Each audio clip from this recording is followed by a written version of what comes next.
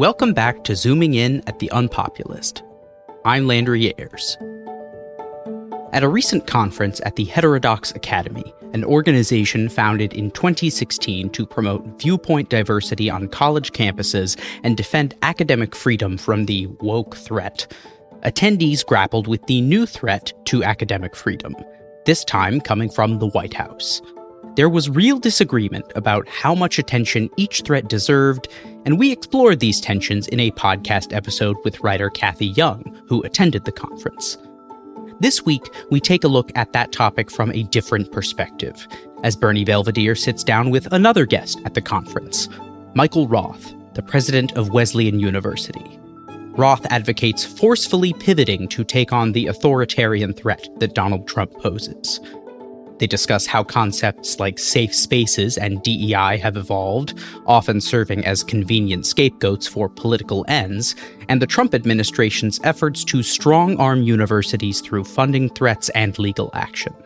They also discuss whether the failure to appropriately prioritize the relative threats coming from the right and left would risk undermining liberal democracy itself. We hope you find the discussion valuable.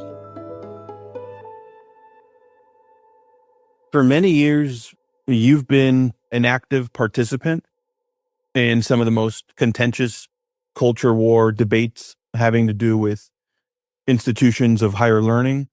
I want to start by going back to 2021, when you reflected on a book that you had written 2 years prior in 2019 on the much decried notion of a safe space on university campuses. Here's what you said. When I was writing Safe Enough Spaces, accusations of political correctness were ubiquitous in mainstream media and on social platforms. Very quickly, the image of the intolerant PC student gave way to the caricature of the, quote, woke college student.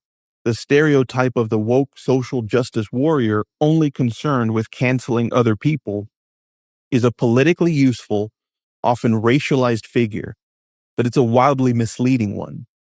That book, Safe Enough Spaces, dealing with that topic that seemed to engulf so many of us at the time, safe spaces, what can that debate teach us about the more recent ones we're having over wokeness on campus?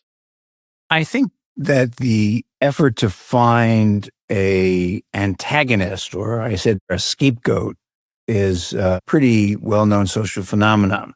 We're seeing it again these days.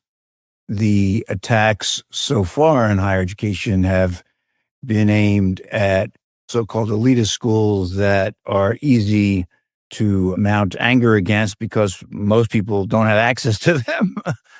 The figure of the social justice warrior that I was referring to is given way to an even more racialized figure these days, the DEI partisan who is, according to the Trump administration, discriminating against white people and is anti-Semitic and somehow in favor of Palestinians and others in the Middle East who can be distanced from the white mainstream in the United States.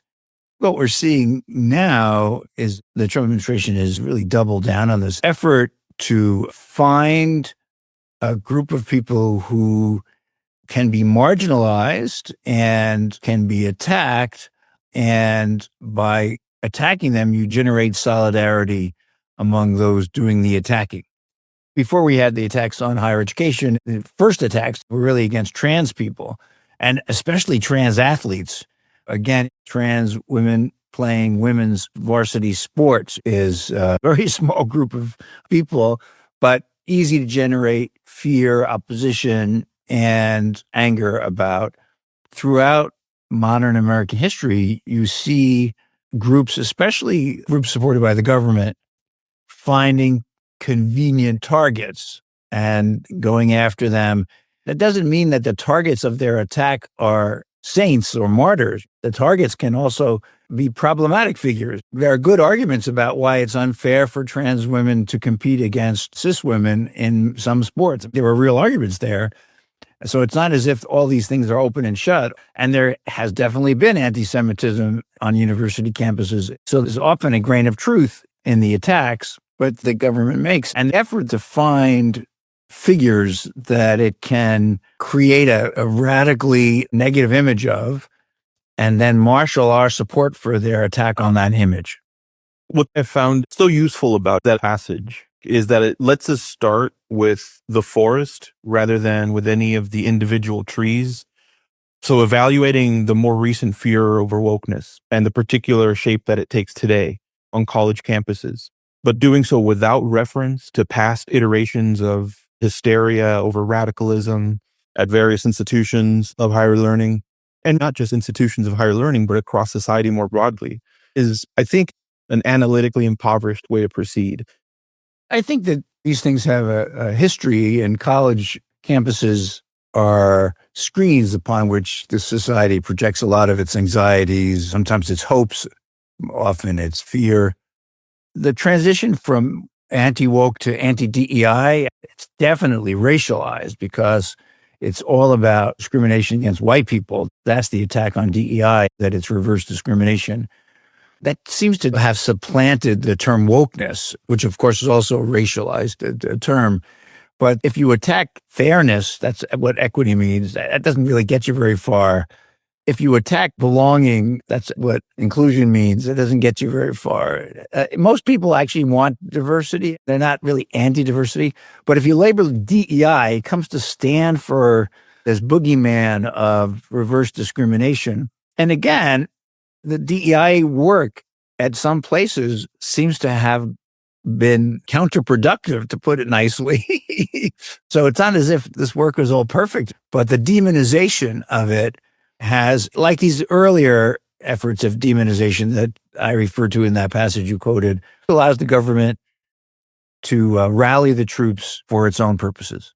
I also think, and not to anthropomorphize too egregiously here, that's exactly what the culture war as a kind of organism wants.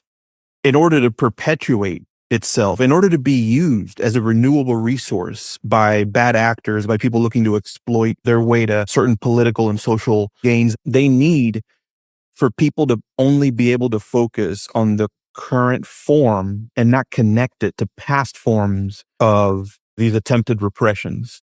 Sometimes it feels like there is a kind of phenomenology of culture war engagement, that there's a kind of presentist haze that involving ourselves in the culture war inflicts on us, where we don't quite appreciate that we've been rehashing many of these same debates, waging many of the same battles, but under the guise of novel disputes. You just mentioned the great skirmish over cancel culture was in many respects a retread of the earlier skirmish over political correctness.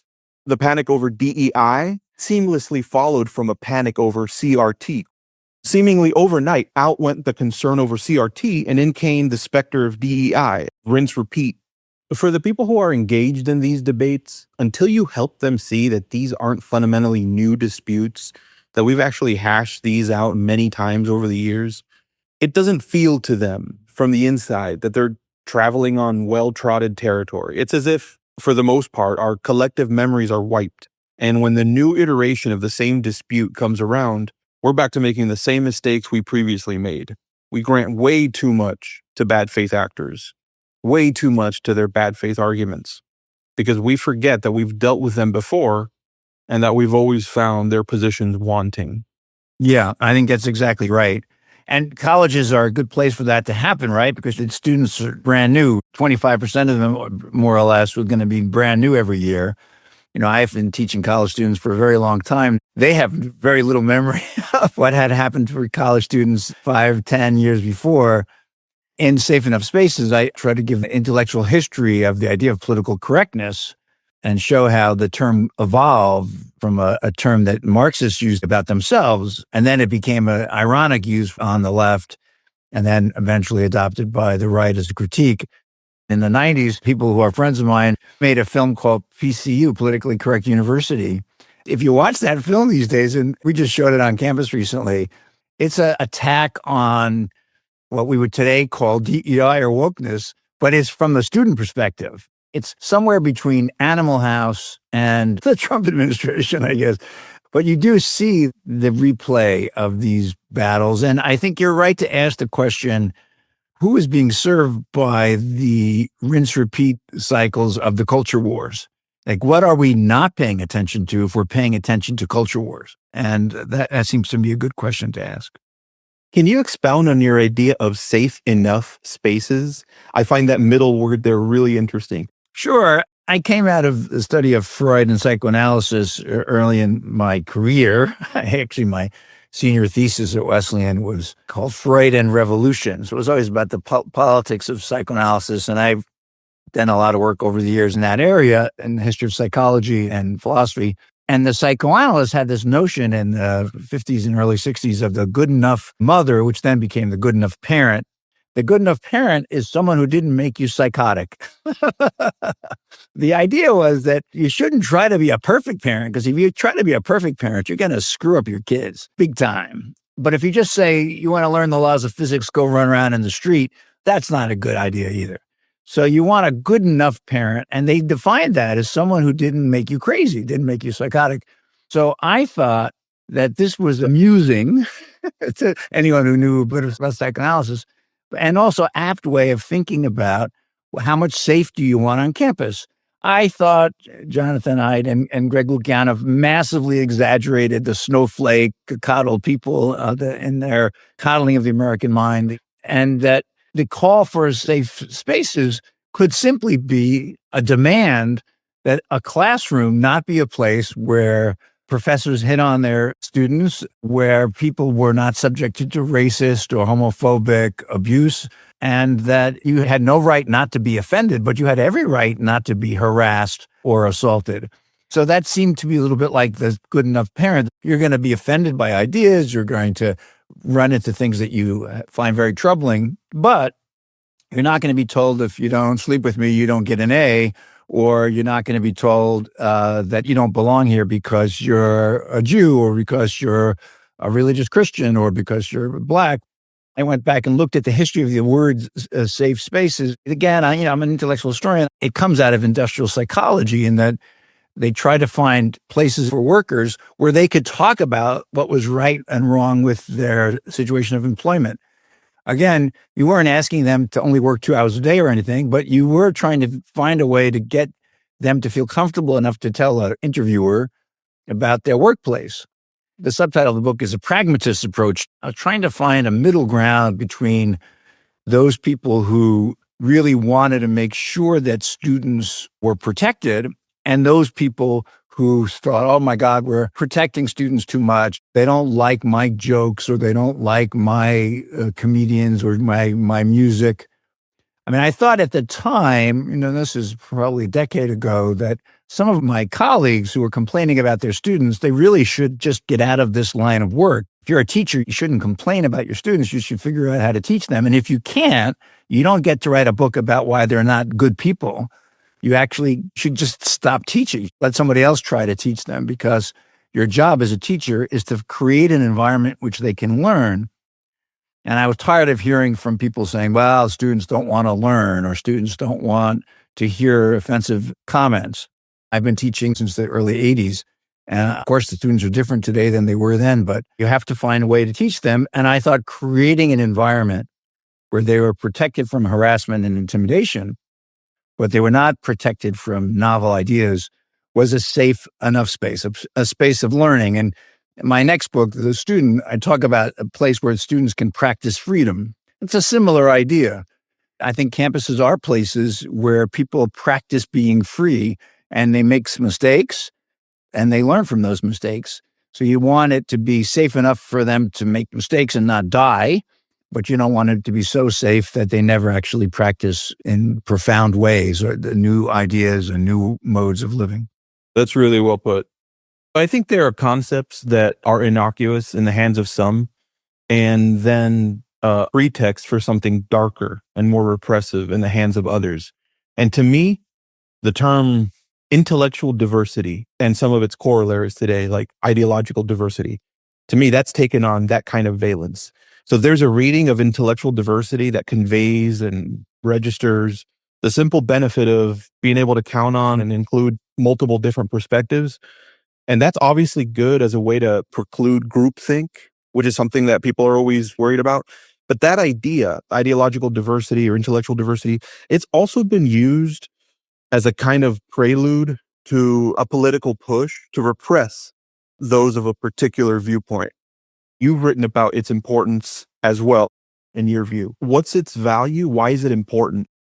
Well, I always tell the students at the beginning of the year, even before they actually choose to go to Wesleyan, I meet with prospective students, and I say you shouldn't choose a school where you're going to fit in. If you think fitting in means you find people like yourself, you should choose a school where you're going to meet other people who don't have your view, where you're going to be challenged, and you won't be like everybody else. You don't learn very much from people who are like yourself. You learn from people who have different views.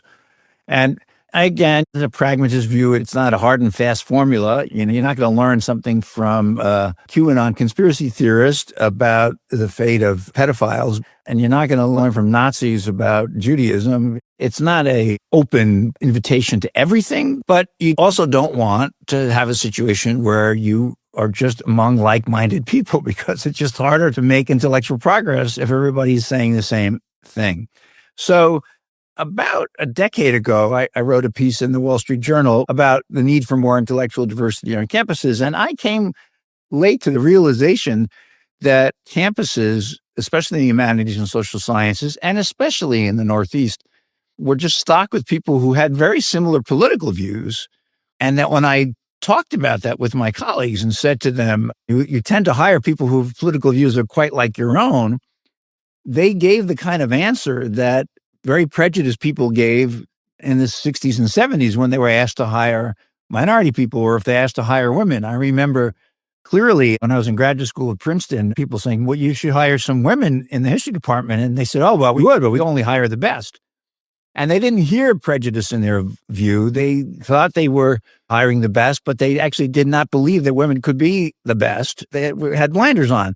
And so I thought, by talking to my colleagues about this, that they would take a beat and say, oh, well, maybe I think Jerry is so great because he makes me feel better about my own point of view, rather than Jerry is so great because Jerry is a great sociologist or a historian. So I called for in that piece an affirmative action program for conservatives, which outraged everybody, because conservatives say that we don't need affirmative action. We just need a meritocracy.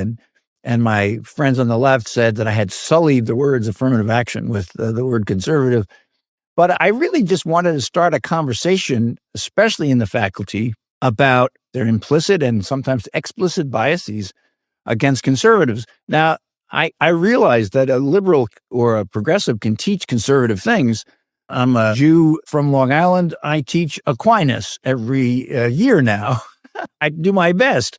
You don't have to be Catholic to teach Aquinas, and you don't have to be a Nietzschean to teach Nietzsche. I realize that, of course, but it does help students to explore a variety of questions when their teachers are open to exploring a variety of questions. And without conservatives on the faculty, some questions don't get explored in the same ways they would if we had those people on the faculty. They also realized, again, only about a decade ago, that this prejudice also extends really into the admissions process at highly selective schools.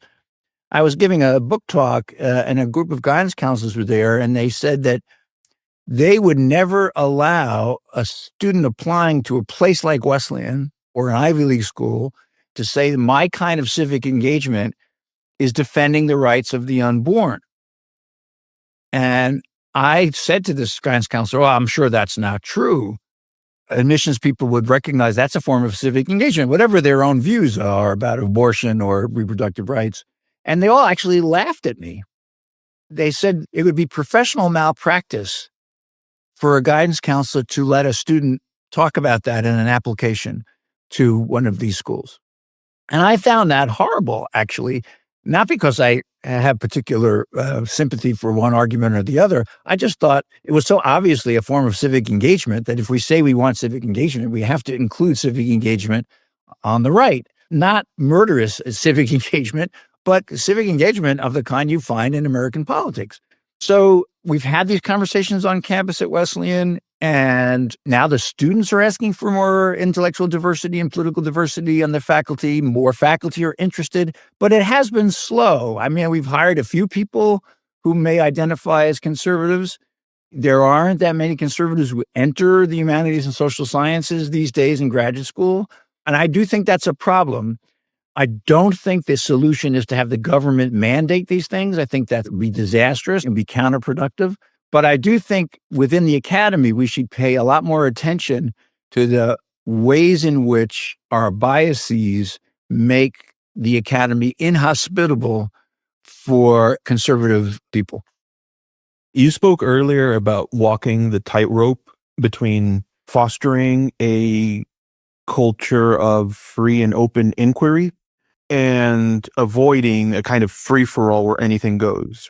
What's the limiting principle of a responsible approach to cultivating that culture of free and open inquiry? I'll use the example that my last conversation partner on this podcast used.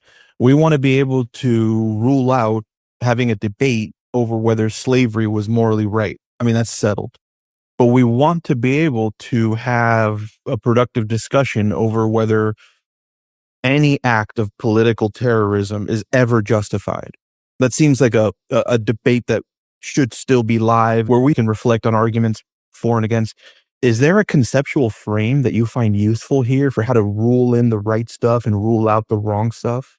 I don't think there is such a frame. That's why I'm a pragmatist. I believe that these things are settled in situations by people who participate in the conversation. I don't think there is a epistemological principle or even an ethical principle that will work across the board. So much of it will be definitional, that you call the dropping of the second atomic bomb terrorism, or you call firebombing Dresden terrorism? Do you call the bombing of England by the Germans terrorism? As a historian, you want to study these things, and in the sciences, it's sometimes easier because the consensuses are harder. But what will be important is when people find an avenue of conversation to be productive. And this happens in class all the time. Someone will raise a question and you want to tease out how that question could be considered most productively by most students. And there are times when someone will say something that is not going to be a productive avenue for conversation. I don't think there's a formula for it. I think there is a culture that cultivates conversations that can advance our inquiries so we have, again, better conversations down the road. My own view is you don't get to something called truth with a capital T and then you're done. You get better conversations, and the people in the conversations are the judges of whether they're better or not. There's no outside principle that will do that for you. I was a student of Dick Rorty's, and that work continues to be very influential to me. And that American pragmatist tradition from James and Dewey and Rorty continues to resonate for me as a way of thinking about this without principles, but with an attention to history and the possibility of productive inquiry. You recently participated in this year's Heterodox Academy conference, where you implored universities and their presidents to focus on the Trumpian threat and beating that back rather than perceived woke excesses. What response did you receive, and what did you think about it? Oh, I received more of a response than I expected. I've been part of the heterodox group since they started, but Jonathan says that I'm the heterodox member of this group because I always yell at them. I always find them very annoying. But I go and they invite me to do these plenaries, and I think my role is to be a gadfly of sorts. They pride themselves on being gadflies, but when they get together, I said, my previous plenary, I said I had never seen so many white men with grievances in one room. I mean, it was really quite extraordinary. Talk about victimhood. I mean, these guys were really whining. This year, I said that I thought that they had done the work for the Trump administration, that their critique of wokeness had resulted in an authoritarian assault on higher education.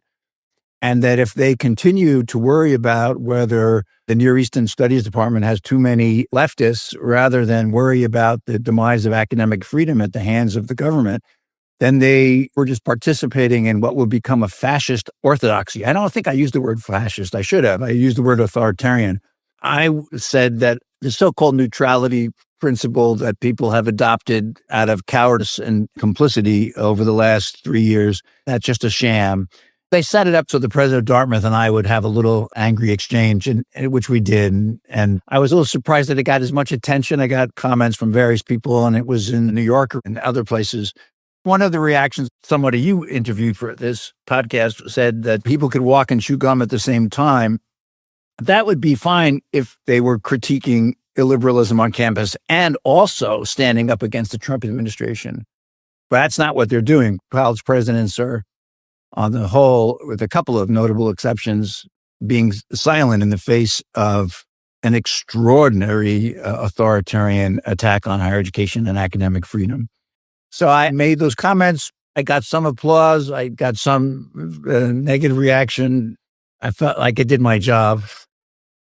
For academics and administrators to continue to focus on the specter of wokeness or instances of alleged progressive overreach only makes sense if they believe that and not Trump's attacks represents the greatest danger to academia. Why else would they de-emphasize Trump's assault and instead focus on wokeness unless they thought that the latter was really and truly the bigger threat? Oh, I'm very sympathetic to what you've just said. I think the reason is because there's no financial penalty for criticizing wokeness. Most American students are not studying Near Eastern studies or English. They're studying STEM fields and economics and psychology, where most of the time this matters not at all. But if they objected to the federal government's use of its powers to control hiring, admissions, the curriculum, what have you, as you have in Florida, the state government doing that, there might be significant penalties to them and to their governing boards. People are very afraid of the federal government, and for good reason. The federal government has enormous powers, even when it obeys the law. And the Trump administration shows it doesn't really care about obeying the law. So there's a lot of fear. I would have thought at the Heterodox Academy, because they have been standing up against the tide on campuses, that they would stand up against this assault. But instead they said, oh, we told you so. You're getting what you deserve. I find that really sad, actually, because I think intellectual diversity will get a bad name if it's shackled to an authoritarian, anti-science, lawless leader. So news just broke that Columbia University settled with the Trump administration, agreeing to pay it $200 million in order to be able to receive federal grant and research money once again. And really, settled is a wrong word, since this was, for all intents and purposes, a glorified bribe. This was the victim paying the bully so that it can get on with its life. And you were interviewed about this by PBS, and I love the way you put it. You said that it was akin to paying a ransom in a kidnapping situation. For anyone who may not know the particulars and may be inclined to give the government the benefit of the doubt in its dealings with colleges and universities, why are they mistaken about that? Why is this more of a kidnapping and ransom situation than a legitimate push for reform from the federal government? This was more like a ransom situation because it wasn't as if Columbia University had been found guilty of doing specific things wrong that harmed specific people, and that those people had claims for monetary damages to compensate them for the harm that they had suffered. Instead, Columbia was put in a situation where, in order to do the work that it's supposed to do, in order to work on its mission of research and teaching, it had to give the federal government money. And the government said, we don't like the way you've been conducting your discipline. We don't like the way you've been handling protests or how you're teaching Mideast studies and other forms of regional studies. And so in order for you to do your work in cancer research or diabetes research or other areas that involve federal funding, you have to give us a lot of money. And you have to set up a structure that allows us to monitor how you're doing about the things we say that concern us. Let's say reverse discrimination in admissions or in hiring. And some of that I understand from the university's perspective is we're going to actually obey the law. So you can monitor us because we are going to obey the law. We're not going to use affirmative action, which is no longer legal in the United States.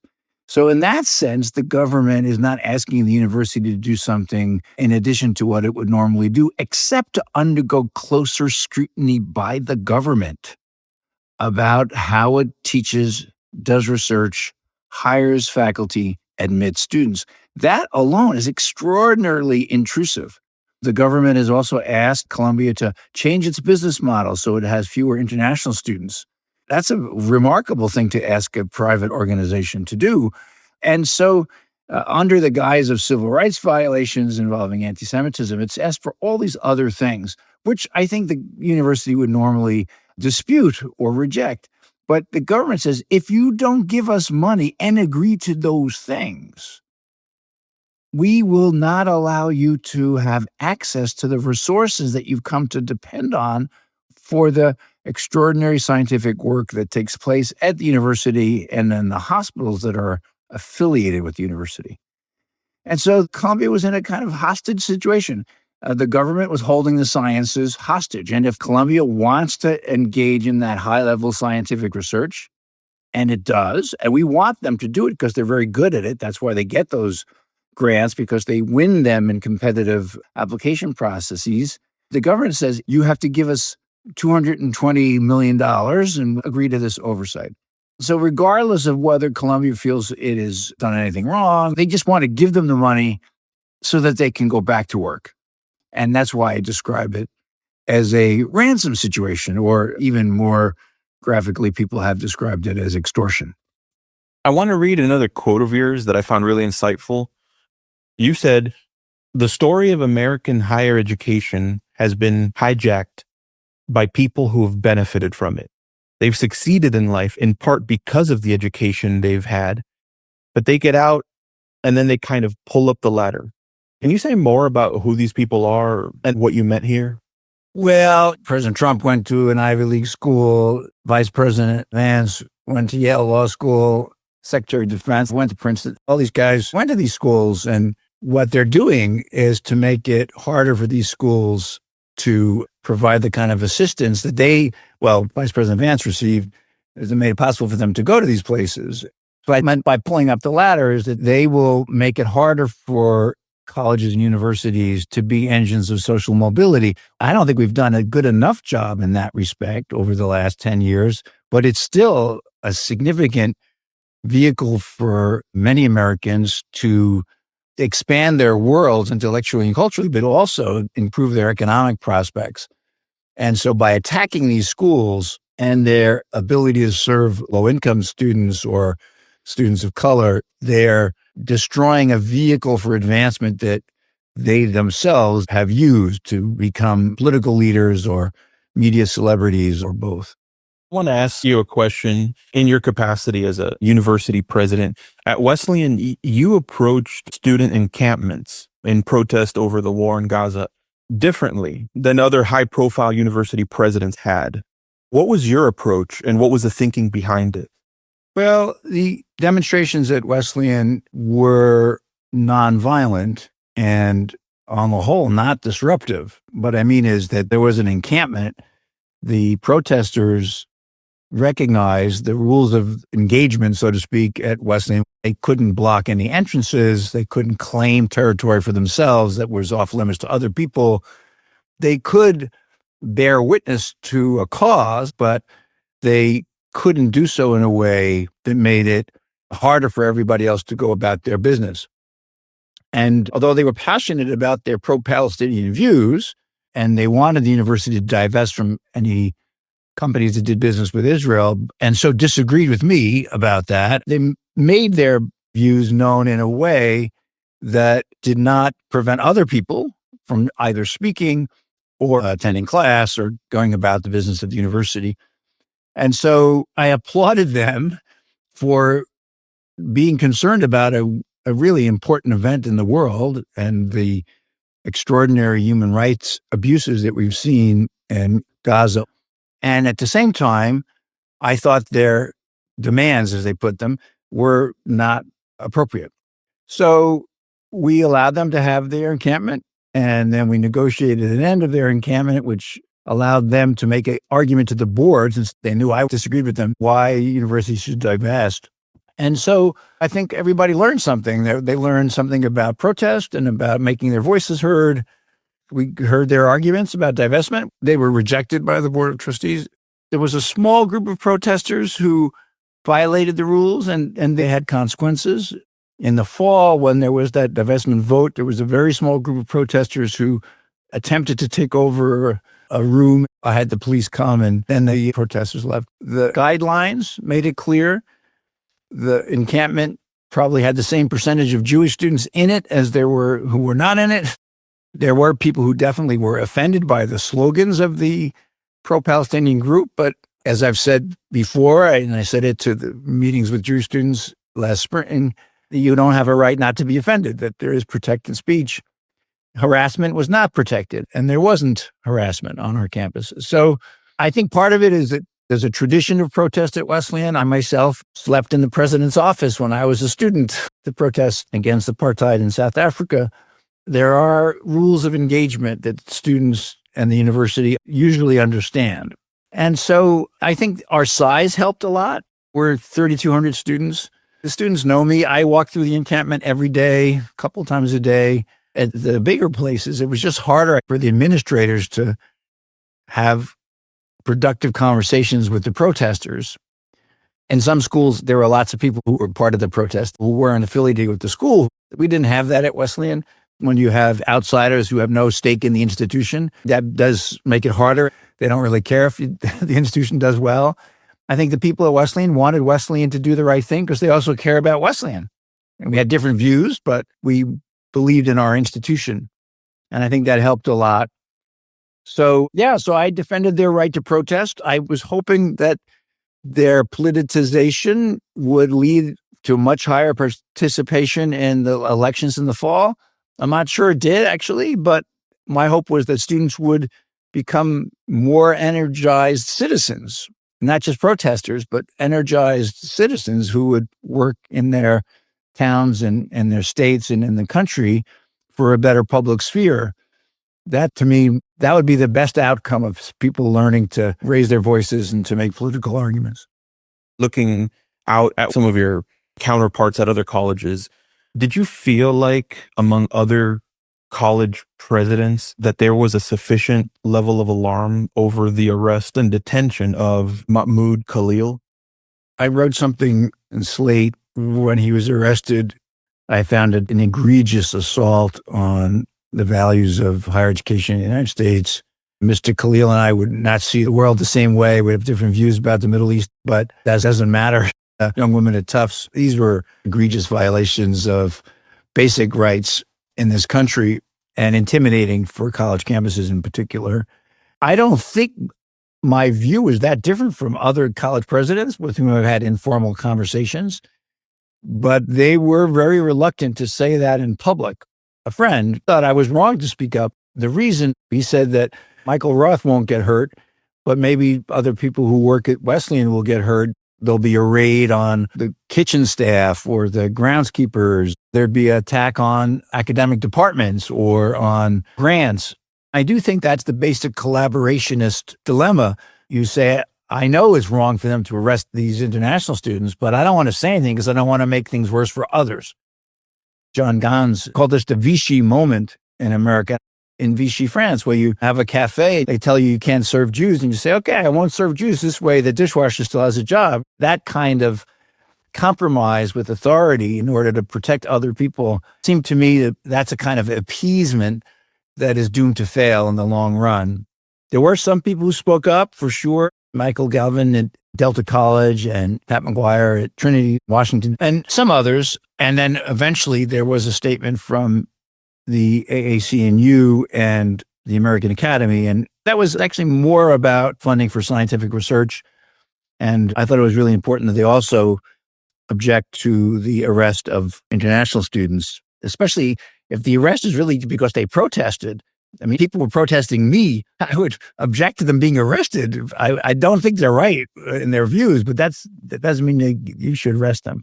That's pretty obvious. Like, that's what America has long stood for. You recently won the very prestigious Penn Benenson Courage Award. Can you tell us about that? The PEN, an organization of writers to defend free speech, gave me their Courage Award, much to my surprise. A poet friend of mine said, if they offered me a Courage Award, I'd duck.